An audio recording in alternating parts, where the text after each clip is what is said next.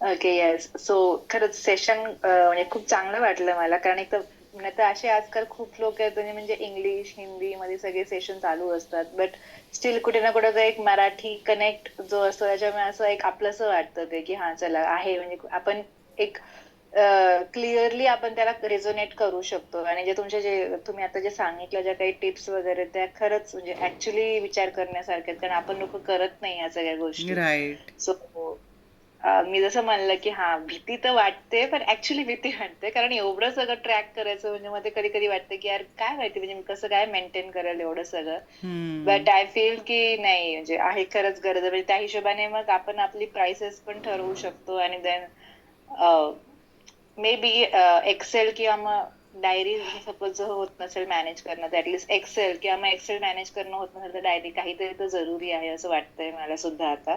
या but certainly ते ma'am. त्याच्यामध्ये, येस, मग तेच होतं की मग आता हे या सगळ्या ह्याच्यामध्ये